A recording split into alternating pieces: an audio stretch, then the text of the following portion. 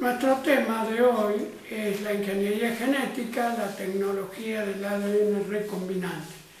Temas apasionantes y muy importantes.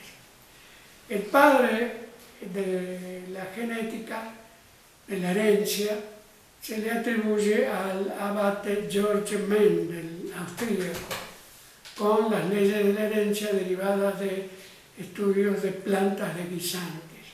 Antes que él ya había estado trabajando en temas algo relacionados Louis Pasteur. ¿De qué manera? Mediante la obtención del virus rábico fijo. Pasteur, ya lo hemos referido antes en tuberculosis, era un químico que estaba instalado recién casado. Su esposa le había regalado un microscopio común, simple, y no tenía nada para trabajar, lógico, así que hacía experimentos con calor. Observaba el microscopio y vio bastoncitos en el fondo de los vinos agriados que le llevaban, que estaba arruinando la industria del vino en la región. Él calentó esos bastoncitos y vio que de esa manera curaba el agriamiento. Descubrió lo que luego se conoce como pasteurización. Luego, bueno, existía la rabia, por supuesto, de muchísimo tiempo, sin ninguna solución. Él extraía de los perros rabiosos y de la gente que más moría por rabias el cerebro y lo inoculaba en distintos animales, produciendo rabia.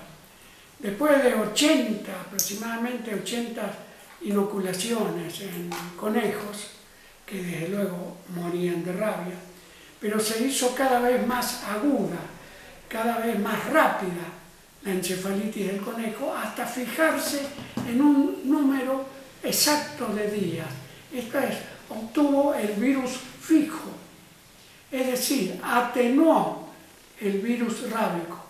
Desde luego no sabía que era un virus, escasamente recién se estaban conociendo el papel de las bacterias que se veían al microscopio. Recién en 1898, Ivanovsky descubre los virus, les llama virus al mosaico del tabaco que pasaba filtros bacterianos.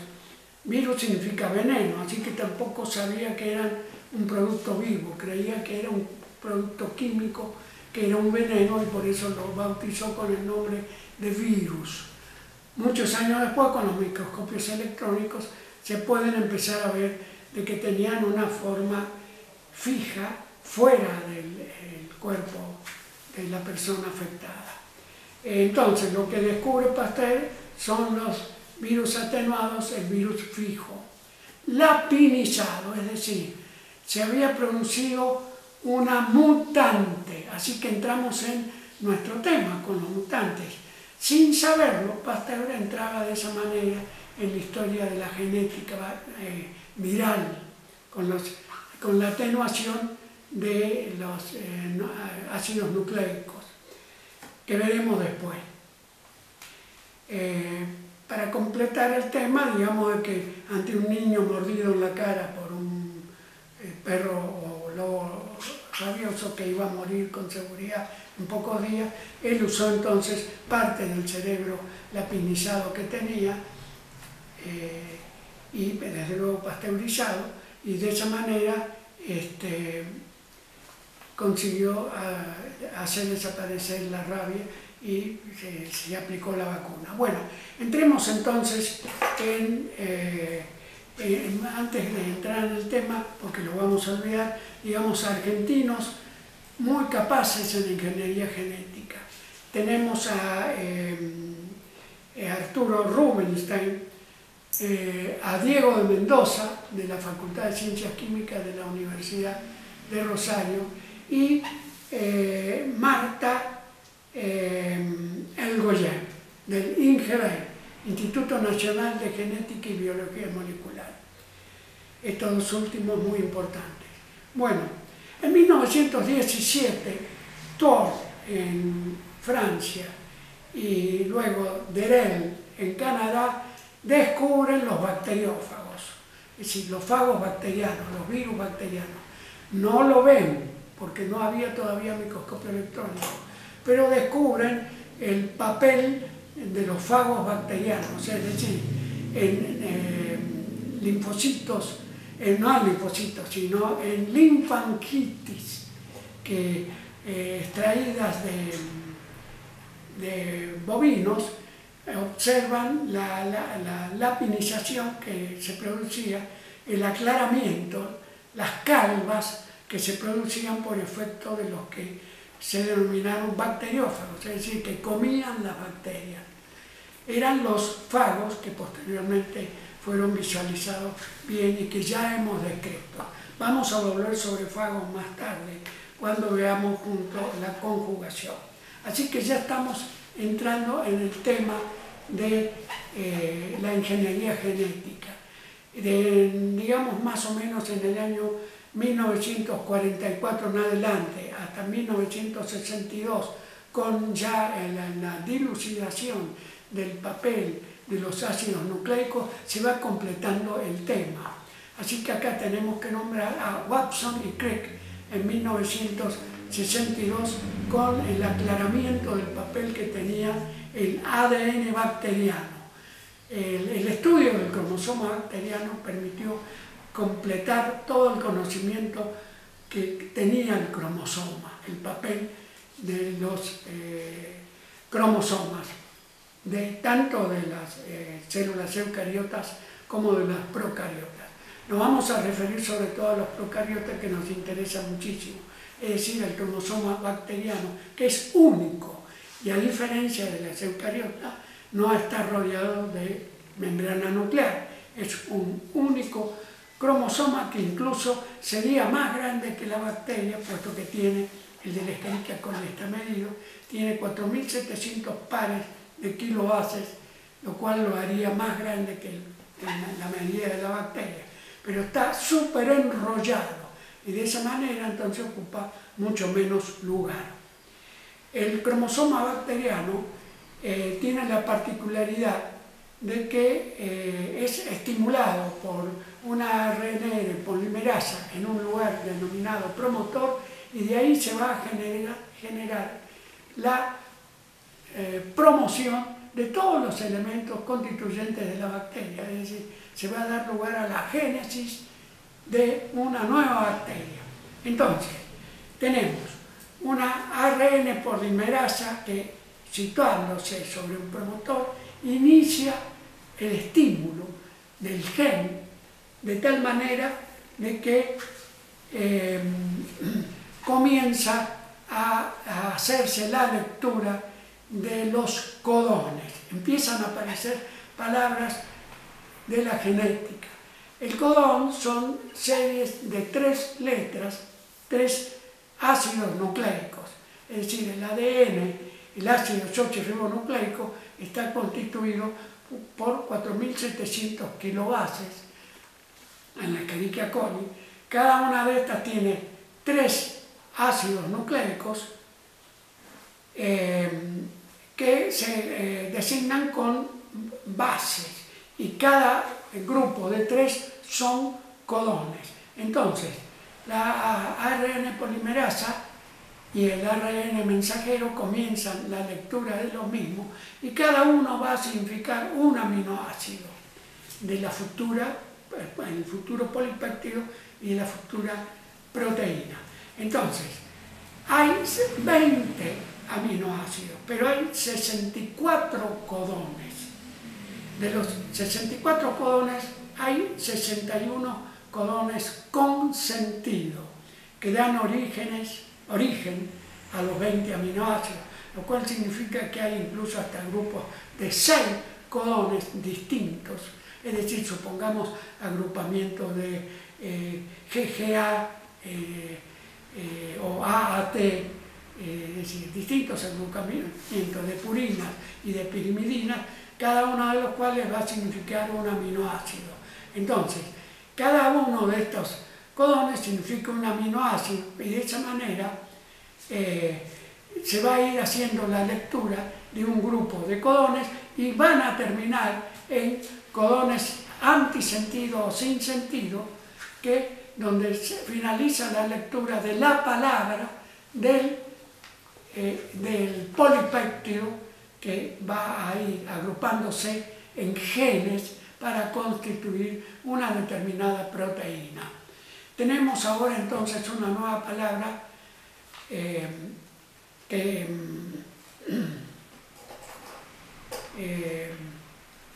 para poder, tengo que hablar en este momento de la conjugación, de la transducción, de la transformación, que son distintas formas en que se va haciendo la recombinación genética y que va a dar origen a la tecnología del ADN recombinante, que es el descubrimiento a partir de los años 60 y que vamos a tratar próximamente. Es decir, ¿a qué se denominan replicones? Replicones se denominan a los plásmidos, desde luego al cromosoma, aun cuando no intervenga como replicón, a los bacteriófagos y a los cósmidos. ¿Qué son los replicones? Aquellos que se autorreplican.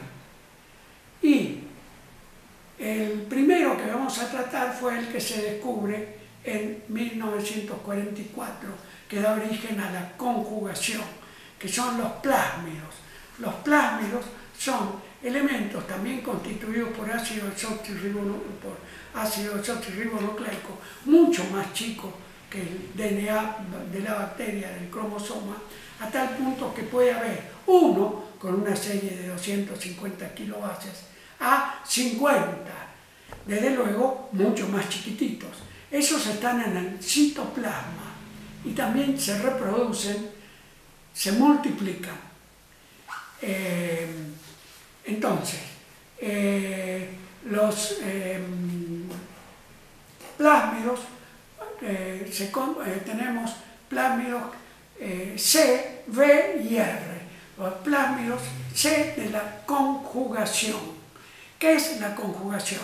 Es una replicación en donde un grupo de plásmidos se reproducen, recuerden que están conformados siempre por dos cadenas. El ácido desoxirribonucleico está constituido por dos cadenas de ácido nucleico. Entonces, se constituyen por dos cadenas y de las cuales una de ellas se sale de la célula, se separan por endonucleasas de restricción y uno de ellos se sitúa en el exterior y constituye un filamento que va a constituir el elemento de conjugación o pilisexual. Es la sexualidad bacteriana, desde luego, no es un pene, no hay acá espermatozoides, nada de eso, pero constituye un elemento que de los F positivos, aquellos que son conjugones, que pueden duplicarse y pueden emitir ese filamento que se sitúa sobre la superficie de un receptor de una F negativa, es un puente de conjugación. Puede horadarse y ser hueco o puede ser sólido. Si es sólido, el otro desoxirribonucleico pasará a su través como un puente, pero generalmente lo hace de una manera hueca. Es decir, entonces, una célula F positiva que se ha autorreproducido pasa a través de ese puente de conjugación y transforma una F negativa en F positivo. De esa manera, entonces, es la replicación por conjugación. La primera que se descubrió. Luego se descubre la transducción, a pesar de que ya se conocían a los bacteriófagos y que se sabía que mataban bacterias. También se descubrieron que habían enzimas que son los endonucleasas de restricción, que es una enzima que utiliza la bacteria para defenderse contra el virus bacteriano, contra ese fagosoma que mata a la bacteria. Entonces, ¿cuál es el papel del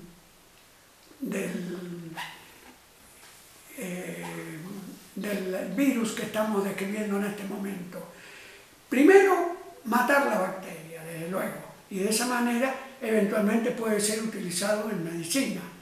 Pero eso es muy posterior al descubrimiento.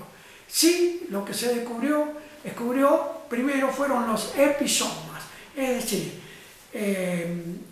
bacteriófagos que lograban introducirse y unirse en zonas que permitía la unión equivalente del virus en el cromosoma bacteriano, quedaban unidos a la misma, no la mataban. Entonces estamos hablando de una bacteria tolerante al virus, que es muy importante, una bacteria lisogénica, es decir, una bacteria tolerante al virus, pero que en un determinado momento, si se activa el episoma, se transforma en un lisógeno que lisa la bacteria, destruye el ácido nucleico y de esa manera muere. Entonces, la lisogenia es otra manera de reproducción que se va a utilizar, en donde luego, cuando utilicemos el capítulo de tecnología de ARN recombinante, vamos a explicarla bien.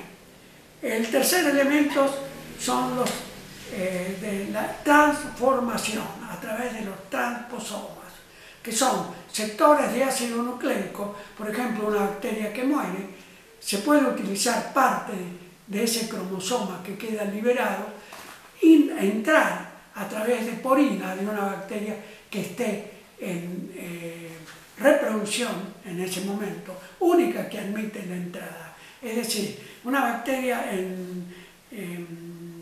sin entrar en reproducción, que esté en tranquilidad, viviendo sin reproducirse, no lo admite.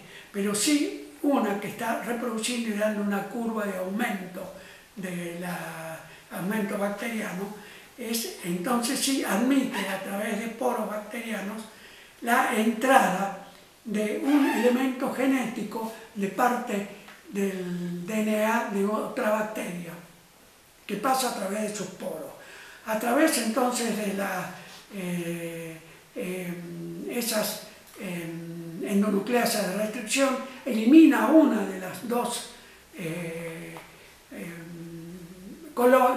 de los dos elementos del cromosoma, y solo pasa uno, que luego se va a incluir en el cromosoma o va a dar origen a otros, se va a unir, por ejemplo, a plásmidos, y va a seguir ese tipo de elementos. Es decir, se va a incluir como episoma o como plásmido.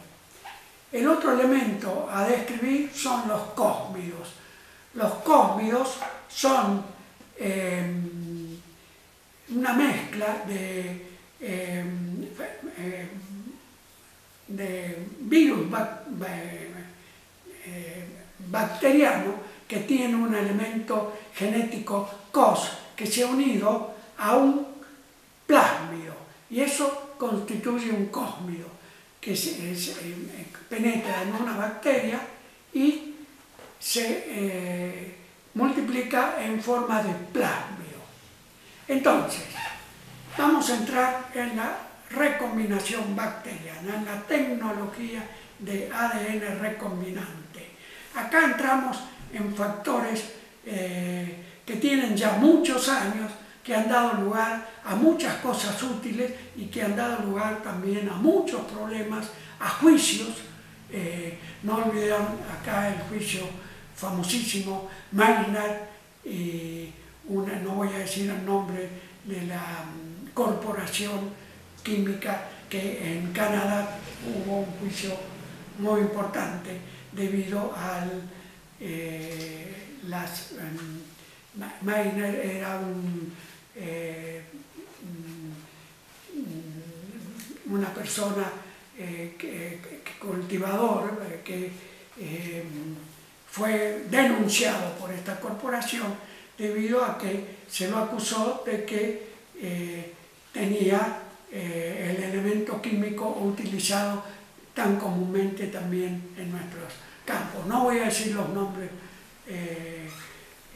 comerciales, pero que se utiliza continuamente para matar las malezas y hacer de que las semillas entonces crezcan sin malezas. Esa famosa juicio que hubo, que fue ganado por el agricultor canadiense, si bien fue un empate, puesto que la Suprema Corte de Canadá le hizo entregar todas sus semillas que pasaron a poder de la corporación, pero se le impidió pagar ninguna multa, puesto que él había incorporado el elemento genético por experimentación, es decir, eligiendo las mejores semillas, las de plantas más vigorosas, y de esa manera había logrado y tenía mezclas de semillas de distintos años, de decenas de años que él hacía, así que usaba las de mejor calidad y de esa manera manejaba el elemento genético que él había generado, no lo había robado como se lo acusaba. Bueno, entonces entramos en fases que son muy importantes y que se han conseguido elementos tales como elementos químicos, el glifosato. No doy el nombre comercial de los generadores, pero que es tan importante en la agricultura. También en lo que nos interesa a nosotros en medicina humana, la vacuna contra la hepatitis B, que se ha logrado por recombinación genética. También se está logrando y se está usando para la vacuna contra la influenza humana,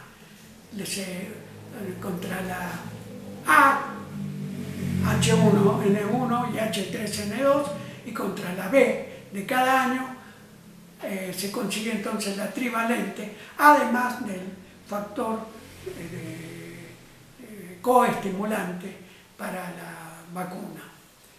Entonces, en este momento tenemos, además de la vacuna de hepatitis B, tenemos vacunas contra influenza que se están obteniendo por recombinación genética. La recombinación genética, entonces, ¿en qué consiste? ¿Cuál es el sistema? Se utilizan las endonucleasas de restricción, que son aquellas enzimas que utiliza la propia bacteria para matar los virus bacterianos. Como se las ha logrado aislar, ya hay más de 200 de muchísimas bacterias bien individualizadas, que son específicas para liquidar o purinas, es decir, elementos de unión de purinas o pirimidinas, elementos de los nucleótidos.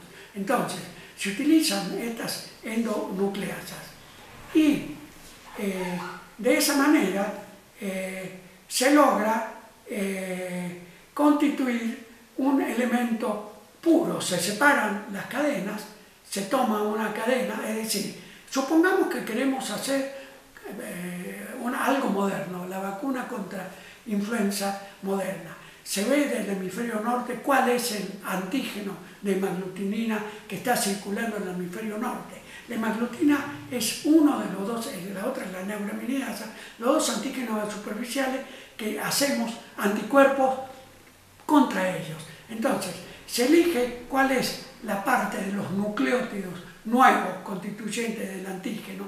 Eso es lo que logra la endonucleasa, de elegir los sectores específicos contra los cuales va el anticuerpo. Se corta el elemento, el cromosoma que da origen a esa partecita, se los une a vectores de clonación. ¿Cuáles son los vectores de clonación? Ya los hemos estado citando, es decir, son plásmidos, son bacteriófagos o cósmidos. Se los inserta junto con endonucleasas en los elementos 3 y 5' de la parte del cromosoma que va a admitir a esa unión, y luego que se realiza eso, se produce la multiplicación por medio de elementos termocicladores que actúan para generar este tipo de elementos, o bien directamente si se autorreproduce el cromosoma, se va situando en el citoplasma, y una vez que se reproduce se los va cosechando, y de esa manera se los enriquece. Bueno, para terminar vamos a referirnos a un elemento muy importante, que es el PCR, reacción en cadena de la polimerasa, descubierto en 1986, y utilizando es una de las maniobras que los bioquímicos utilizan con muchísimo más frecuencia para reemplazar otras pruebas bioquímicas que ya han ido quedando atrás mano, debido a que la reacción en cadena de la polimerasa logra, por ejemplo, se utiliza en medicina forense. Entonces, tanto sea para hacer un diagnóstico de alguna enfermedad, por ejemplo, un virus que está afectando a un animal, a una persona, a un muerto, que ha sido, por ejemplo, un asesinado, que se observa, hay un pelo que se le encuentra de una persona, por supuesto, puede ser el asesino. Entonces, pero ¿cómo podemos llegar a...? Tenemos uno solo.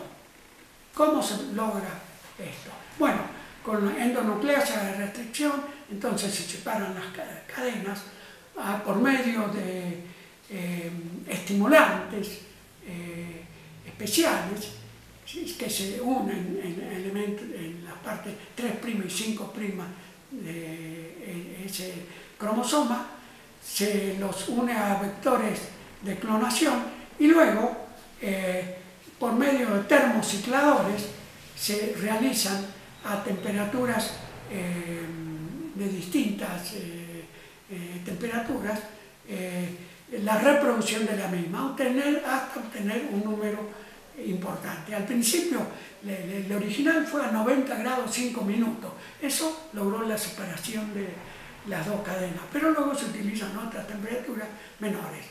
Para que no sea inutilizado, se utiliza una ARN polimerasa resistente a la temperatura de la bacteria Thermius aquaticus. Entonces, todo este conjunto dispuesto de esa manera, dispuesto, logra que de uno se obtengan centenares o miles. Así se logra la vacuna, con poquísimos elementos.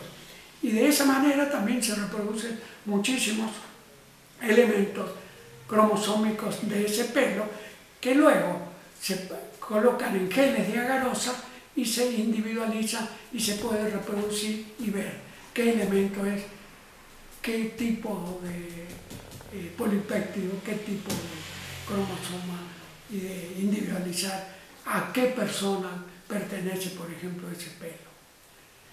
Bueno, muy bien. Muchísimas gracias.